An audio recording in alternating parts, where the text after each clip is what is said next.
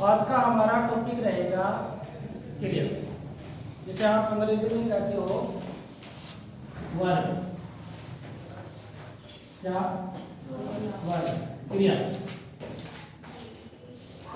क्रिया की परिभाषा देखें तो क्रिया की परिभाषा जो है उसमें आप बता सकते हो क्रिया किसे कहेंगे। उससे पहले देखो, आप विकारी शब्द होते हैं। विकारी शब्द कितने होते हैं? 4 होते हैं। विकारी शब्द कितने होते हैं? 4। एक संज्ञा, सर्वनाम और संज्ञा, सर्वनाम, विशेषण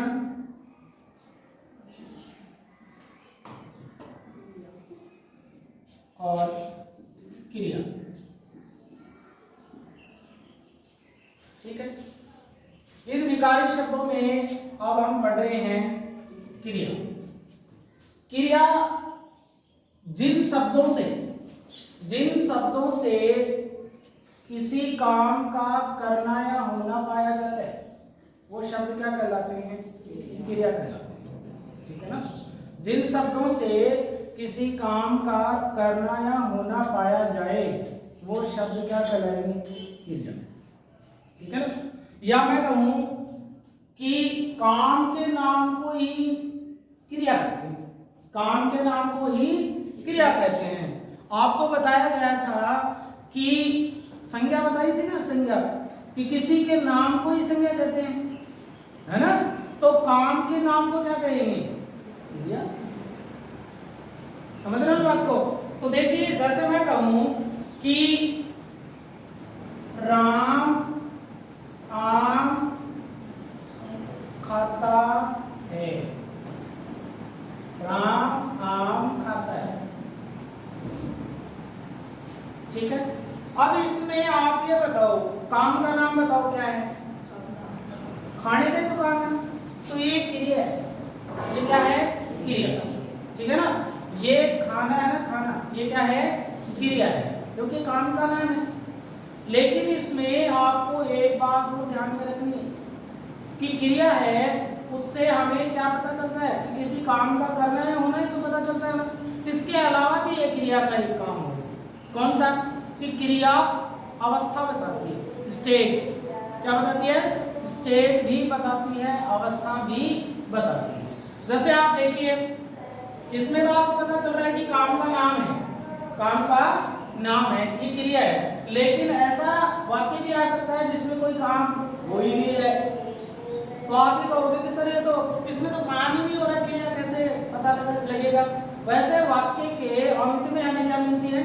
क्रिया मिलती है। वाक्य के अंत में हमें क्रिया मिलती है, ये ध्यान रखो। समझ रहे हो ना बात को?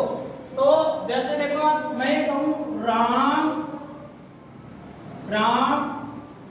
अध्यापक है। राम अध्यापक है, ये मैंने वाक्य लिखा है, राम अध्यापक है। आप बताओ इसमें कि क्या कोई काम हो रहा है? इसी शब्द से पता चल रहा है कि कोई काम हो रहा है। तो इसका मतलब ये थोड़ी है कि भी सर इसमें तो क्रिया है ही नहीं।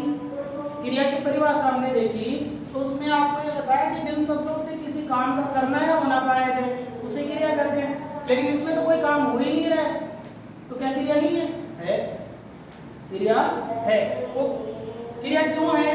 क्योंकि आपको मैंने बताया कि ऐसे वाक्य जो होते हैं ना, उनमें अवस्था मिलेगी, आपको स्टेट मिलेगी, अवस्था जानते हो ना। तो देखो, ये क्रिया है, इसमें ये क्या है? क्रिया। और ये क्या है? कर्ता। ये कर्ता और ये क्रिया। अब ये जो है ना, ये इसमें अवस्था बता रहा है कि राम अध्यापक है। राम क्या है? अध्यापक। ये उसकी स्टेट है, ये उसकी अवस्था है। मैं ये कहूं कि भी मैं सुंदर हूं, तो सुंदर क्या है? मेरी अवस्था है। ठीक है।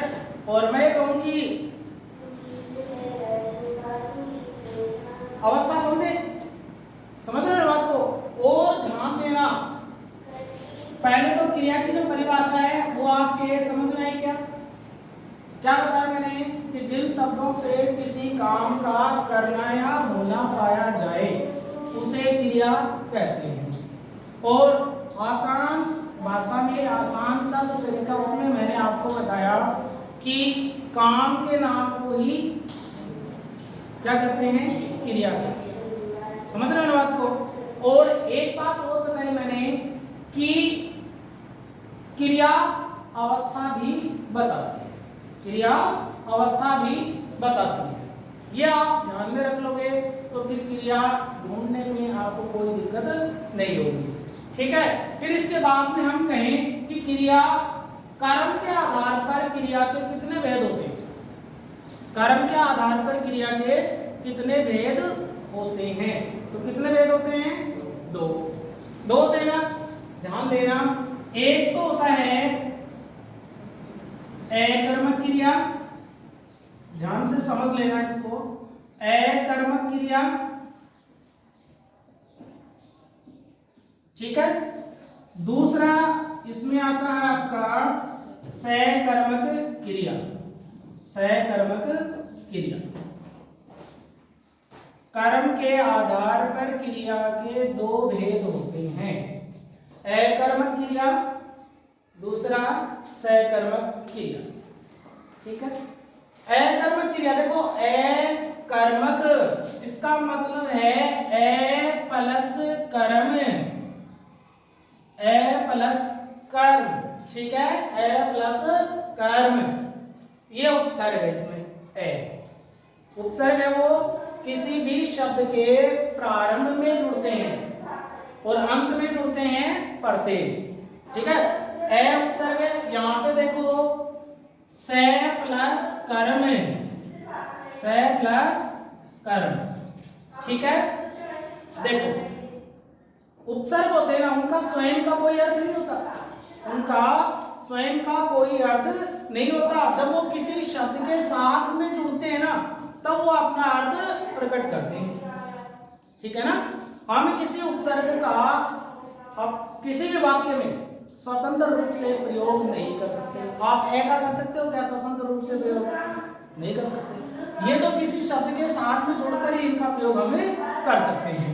तो ए का मतलब यहां पर है नहीं, ए का मतलब क्या है, नहीं।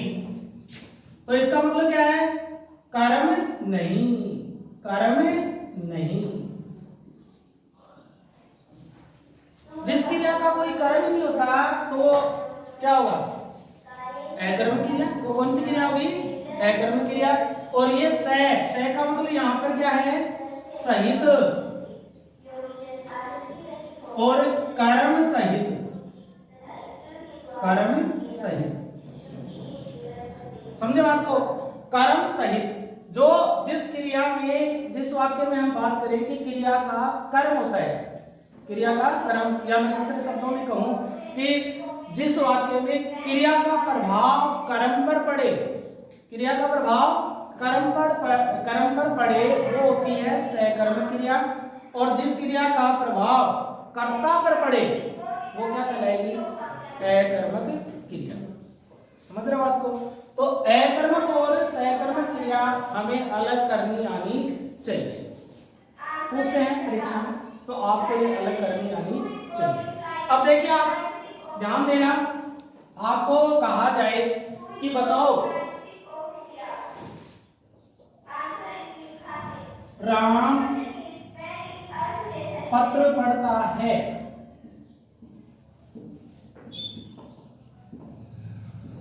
ये एक वाक्य लिखा है, राम पत्र पढ़ता है। किसी भी वाक्य में कर्म ढूंढने के लिए, चाहे वो हिंदी हो चाहे अंग्रेजी, दोनों में। हिंदी की बात करें तो किसी भी वाक्य में कर्म ढूंढने के लिए हमें क्या करना पड़ेगा, क्या करोगे, सबसे पहले आप क्रिया को ढूंढो। किसको ढूंढोगे, क्रिया। क्रिया है वो आपको कहां मिलेगी, वाक्य के अंत में। परिभाषा आपको बता दी कि काम के नाम को क्या कहते हैं, क्रिया। आसान शब्दों में कहें तो काम के नाम को क्या कहते हैं, क्रिया। क्रिया मान लो आपने ढूंढ ली कि क्रिया आपको मिल गई, तब आप क्या ढूंढोगे, फिर उस क्रिया को करने वाला। उस क्रिया को करने वाला कौन होगा, कौन होगा? कर्ता। इसमें आप बताओ क्रिया कौन सी है?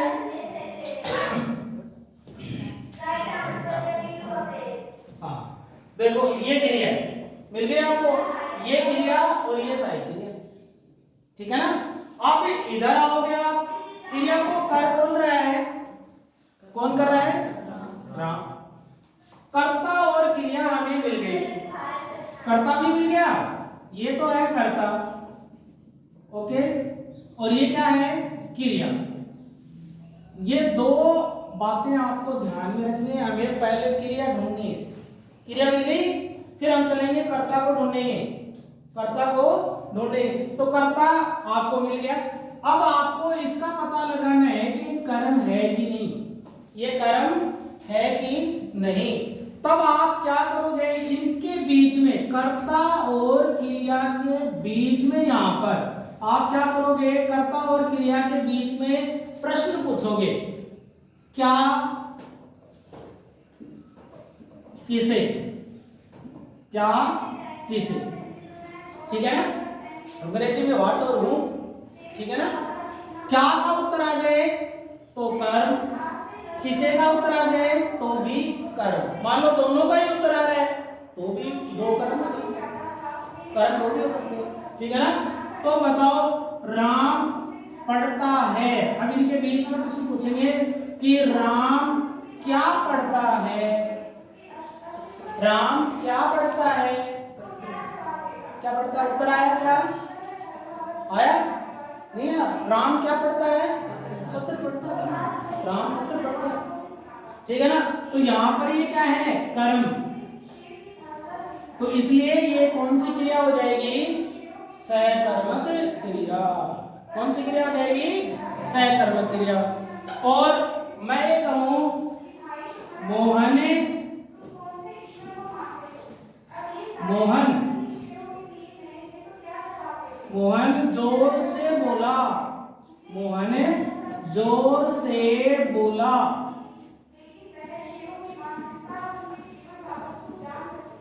लिख दिया? आप क्रिया ढूंढो, ढूंढो। शाबाश, बोला, क्योंकि क्रिया आपको अंक में मिलेगी, ठीक है ना। और काम के नाम को ही क्या कहते हैं? क्रिया। तो बोलना क्रिया है, बोलना क्या है? काम ही तो है, बोलने का क्या है? काम।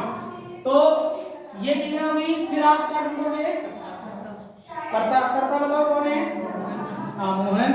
अब हमें पता लगाना है किसके बारे में? इसके बारे में कि ये कर्म है या नहीं। अगर कर्म है तो क्रिया सहकर्मक, और कर्म नहीं है तो क्रिया है कर्मक, ठीक है ना। देखो बताओ आप क्या प्रश्न पूछोगे? कहां प्रश्न पूछोगे? प्रश्न पूछो। मोहन क्या बोला? उत्तर आया क्या? नहीं आया। अच्छा ये और देख लो, मोहन किसे बोला? उत्तर आया? मोहन किसे बोला? आया? नहीं आया। इसका मतलब कौन सी क्रिया हुई? कौन सी क्रिया हुई? बात समझ आई इतनी? चलो अब देखो, अब हमें एक बात और ध्यान में रखनी है। कौन सी? वो देखिए, ये वाली अकर्मक और सहकर्मक की क्रिया के बारे में हमें पढ़ चुके हैं, आप जान चुके हैं, कोई दिक्कत नहीं आनी चाहिए। अभी देख लेते हैं और बाकी। तो देखो इधर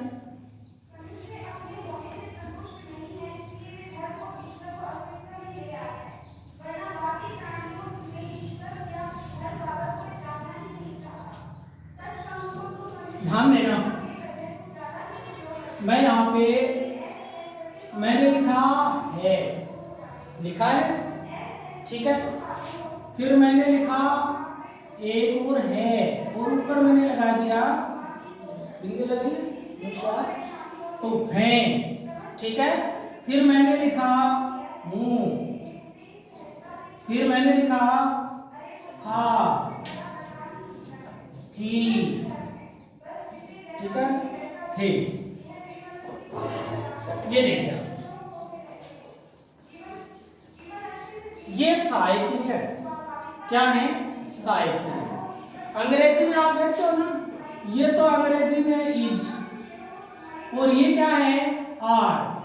थोड़ी हम तुलना कर रहे हैं ताकि आपके समझ में आ जाए। ठीक है, अंग्रेजी से तुलना कर रहे हैं ताकि आपके समझ में आ जाए। देखिए, ये है एम, है ना, और इनकी बात करें तो ये आपका क्या है? वाज, और इसके लिए कहें तो ये क्या है? वर्ब। बताओ, आप अंग्रेजी में पढ़ते हो क्या? पढ़ते हो ना? और इनको आप क्या कहते हो कि ये हेल्पिंग वर्ब है। क्या बताते हो आप? हेल्पिंग वर्ब, है ना। और इनके बाद में क्या आती है फिर? Main verb. ऐसे करते हो ना, जैसे present continuous tense is am are plus verb की फर्स्ट फॉर्म प्लस आईएनजी। कहने का मेरा तात्पर्य यह है कि इनके बाद में मुख्य क्रिया आती है। ये सहायक क्रिया है और इनके बाद में मुख्य क्रिया आती है। समझ रहे हो बात को? ऐसे ही हिंदी में ना, हिंदी में थोड़ा सा अंतर है, थोड़ा सा अंतर है, उस अंतर को समझिए। अंग्रेजी में तो इनके बाद में क्या आती है?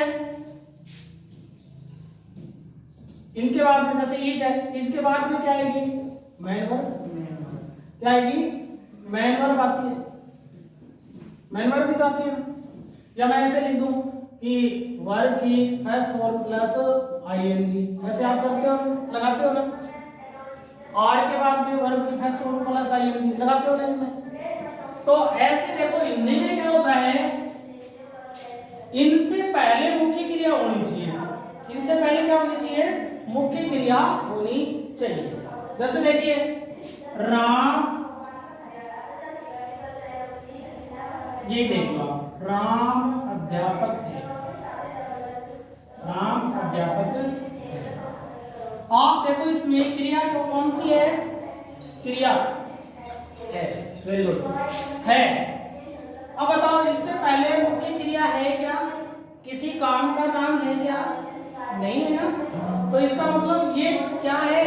ये सहायक क्रिया नहीं है। इसमें सहायक क्रिया तो तब होती जब ये मुख्य क्रिया की क्या करती? सहायता। सहायक क्रिया का काम ही क्या होता है? मुख्य क्रिया की सहायता करना। मुख्य क्रिया की सहायता करना। तो मुख्य क्रिया ही नहीं है तो सहायता किसकी करेगी? समझ रहे हो ना?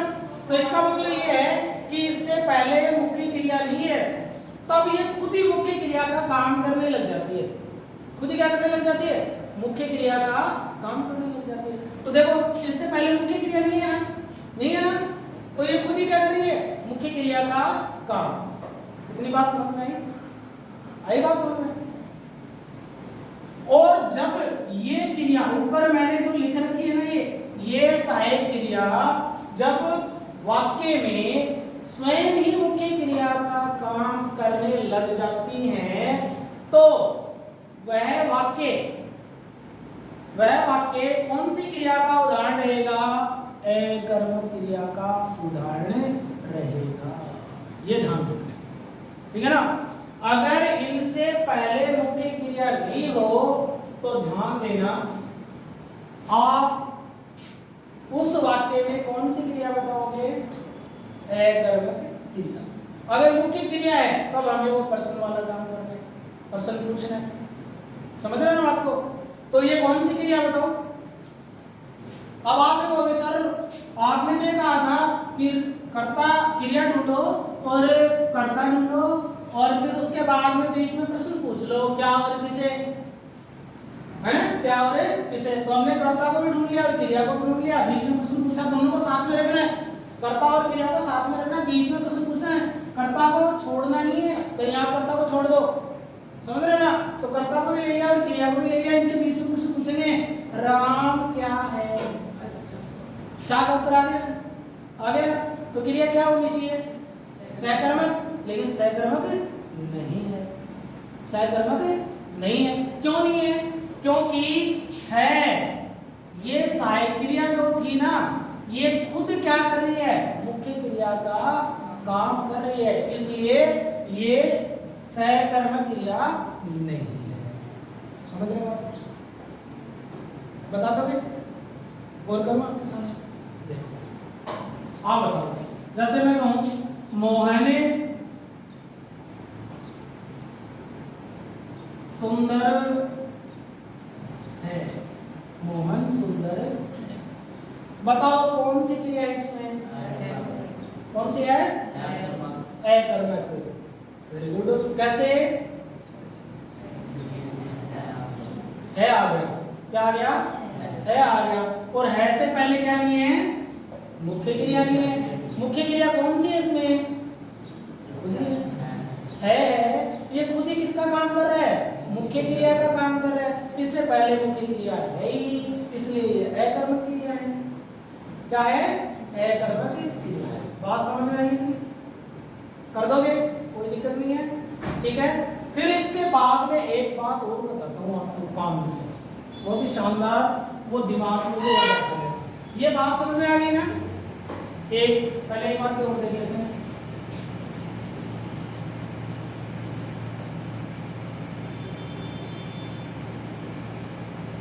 राधा हिंदी पढ़ रही है। अकर्मक और सकर्मक क्रिया छांटिए एक बार। सबसे पहला काम क्या करोगे? क्या करोगे? हाँ ढूंढो। हाँ पढ़ना क्रिया, ठीक है। ये सहायक क्रिया साथ में ले लो इसको। फिर क्या ढूंढोगे? कर्ता। ओके, ढूंढ लिया। पहले आप ये देखो, क्रिया इसमें पढ़ना ही तो है ना। आप ये बताओ, है से पहले मुख्य क्रिया है क्या? मुख्य क्रिया है भाई, पढ़ना है क्या? पढ़ना। तो इसका मतलब ये मुख्य क्रिया खुद तो है नहीं। ये मुख्य क्रिया काम खुद तो कर नहीं रही है, तो सहायक क्रिया का काम कर रही है, ठीक है ना। तो अब आप प्रश्न पूछोगे कर्ता और क्रिया के बीच में। हाँ वेरी गुड। राधा क्या पढ़ रही है? क्या पढ़ रही है? हिंदी। क्या का उत्तर आ गया? कर्म है। तो कौन सी क्रिया होगी? सकर्मक। कौन सी होगी? सकर्मक। आई बात समझ में? ठीक है ना। और इनमें अंतर क्या है? क्योंकि इनमें अंतर यही तो है, इनसे पहले मुख्य क्रिया नहीं है, इनसे पहले मुख्य क्रिया नहीं है, और इससे पहले मुख्य क्रिया है। तो ये तो मुख्य क्रिया है और ये सहायक क्रिया है। समझ रहे हो ना? ये सहायक क्रिया, ठीक है ना। इसलिए ये कौन सी हो गई? सकर्मक। क्योंकि हमने प्रश्न पूछ के दे दिया अभी, राधा क्या पढ़ रही है? हिंदी। राधा क्या पढ़ रही है? ठीक है, आई बात समझ में? चलो अब बात करते हैं हम आगे। एक होता है कारक, आपने पढ़े हो तो कर्ता कारक का चिन्ह क्या होता है? ने। कर्ता कारक का चिन्ह क्या होता है? ने। आपने पढ़ा ना, कर्ता ने कर्म को करण से संप्रदान के लिए अपादान से अलग होना, अधिकरण होने पर संबंध कारक में क्या होता है? संबंध का, के, की, है ना, संबोधन, जे, अरे, ओ आदि ये आते हैं ना, 8 कारक होते हैं। तो कर्ता कारक है, उसका कारक चिन्ह जिसे हम प्रसर्ग भी कह सकते हैं। कर्ता कारक है, कर्ता कारक जो होता है उसका चिन्ह कौन सा होता है? ने। कर्ता कारक की विभक्ति हम कहते हैं, चाहे चिन्ह कहते हैं, तो वो ने होता है। यदि किसी भी वाक्य में, ध्यान देना, कर्ता के साथ ही ने आएगा, कर्ता के साथ ही क्या आएगा? ने। कर्ता के साथ ने आए किसी भी वाक्य में, तो आपको 3 बातें ध्यान में रखनी। कितनी? 3। कि यदि कर्ता के साथ में ने परसर्ग आया है तो वह क्रिया सदैव सकर्मक होगी। क्या होगी? सदैव सकर्मक होगी। समझ गए बात को? आगे जाने की जरूरत ही नहीं है। फिर दूसरी बात, काल भूतकाल होगा। काल कौन सा होगा? भूतकाल होगा। और तीसरी बात, वाच्य कर्तृवाच्य होगा। वाच्य कौन सा होगा? कर्तृवाच्य। अब आप सोच रहे हो कि कर्तृवाच्य ये क्या होता है? वाच्य जानते हो? अंग्रेजी में आप पढ़ते हो, मैं वाच्य पढ़ते हो, उसे क्या कहते हैं आप? Voice, active voice, passive voice पढ़ते हो ना, वो हिंदी में उनको कहते हैं वाच्य। ठीक है, अंग्रेजी में तो वाच्य है जो वॉइस है वो कितने प्रकार के? 2 प्रकार के, और हिंदी में कितने प्रकार के? 3 प्रकार के। कितने प्रकार के? 3 प्रकार के। कौन कौन से? एक तो कर्तृवाच्य, एक तो कौन सा होता है? कर्तृवाच्य, हाँ, और एक क्या होता है? कर्मवाच्य, और एक कौन सा होता है? भाववाच्य।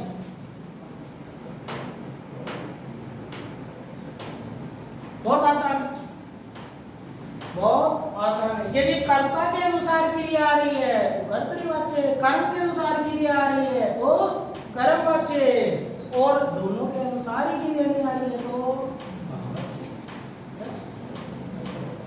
ठीक है ना?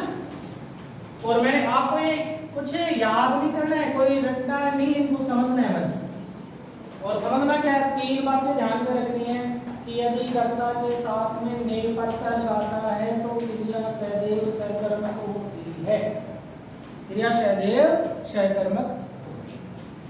समझ रहे हो बात को? जैसे मैंने ये लिखा, देखो अभी आप खुद ही बता दोगे। देखो इधर देखो, बहुत आसान है, समझ जाओगे ना, समझने की है बस, रटना कुछ है ही नहीं।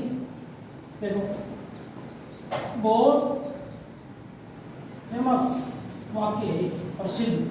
राम ने रावण को मारा, राम ने रावण को मारा। बताओ कौन सी क्रिया है इसमें? सहकर्मक या अकर्मक? ये बस सहकर्मक। किससे पता चला? इससे पता चला। ने आ गया, देखो ने आ गया ना, ने आते ही आपको पता चल गया कि कर्ता के साथ में आता नहीं तो, और क्रिया सदैव क्या होती है? सहकर्मक। ठीक है ना? और काल कौन सा है? भूतकाल।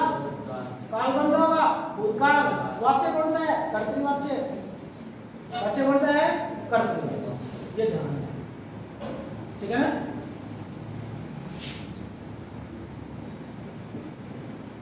मैंने पाठ पढ़ा, मैंने पाठ पढ़ा, कोई भी पाठ पढ़ा होगा, बताओ कौन सी क्रिया है? कौन सी क्रिया है? अकर्मक या सकर्मक? इनमें क्रिया और कर्ता ढूंढने की आवश्यकता नहीं है, कर्ता है ना। कर्ता कौन सा इसमें? मैंने, क्योंकि ने आ रहा ना, ने जो आएगा ना, ने कारक चिन्ह किसके साथ आएगा? कर्ता के साथ आएगा, और किसके साथ नहीं आएगा। ये ध्यान में रखना बस। कर्ता के साथ में आएगा तो मैंने, ठीक है? ये देखो मैंने क्या पढ़ा? मैंने क्या पढ़ा? ये क्रिया और ये कर्ता। आप प्रश्न पूछ के देखो, तो भी देख लो वैसे आएगा। तो मैंने क्या पढ़ा? पाठ। उत्तर आ गया। मैं क्या था? मैंने किसे मारा? मैंने किसे मारा? ये देखो, ये तो है क्रिया और ये क्या है? कर्ता। राम ने किसे मारा? रावण को। उत्तर आया ना? क्या का नहीं आया ना? क्या का नहीं आ रहा था? किसे का जाएगा? समझ रहे हो ना? एक का किसी का उत्तर है, दोनों का जाए तो दोनों तरफ हो जाएगा।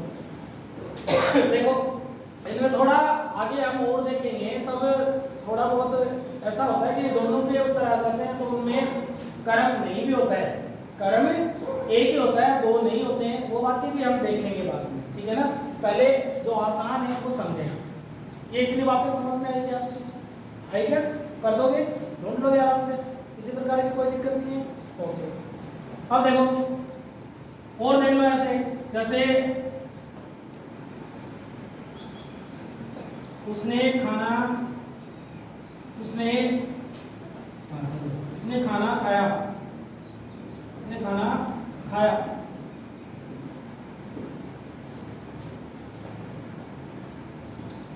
कौन सी क्रिया है? सहकर्मक। कौन सी क्रिया है? सहकर्मक। किससे पता चला? ने से पता चला। ठीक है, ने से पता है। अब आप ये कहोगे क्रिया तो वाक्य के अंत में मिलती है, क्रिया तो वाक्य के अंत में मिलती है। मैं आपसे पूछ रहा हूं कि आप ये बताओ कि क्या कर्ता वाक्य में शुरुआत में मिलेगा, प्रारंभ कर्ता बीच में भी आ सकता है, कर्ता बीच में भी आ सकता है, हम ढूंढ लेंगे। क्रिया को करने वाला है कोई कौन है? कर्ता। क्रिया को जो कर रहा है ना वो ही करता है, ये ध्यान रखना। जैसे देखो आप,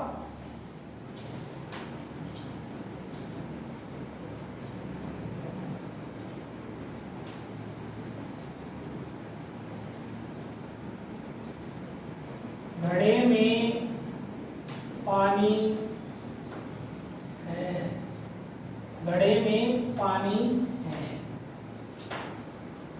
चलो क्रिया के पास ढूंढो, बताओ। मैंने आपको बताया काम के नाम को बहुत आसान तरीके से बताया मैंने, बहुत ही आसान शब्दों में कि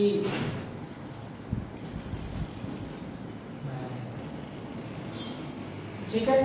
अब बताओ है, और ये कर्ता, ये क्या है? कर्ता। इससे पहले मुख्य क्रिया नहीं है तो कौन सी क्रिया? अकर्मक, सॉरी अकर्मक, ठीक है ना, अकर्मक क्रिया। ओके, ठीक है। और बाकी हम बाद में देखेंगे।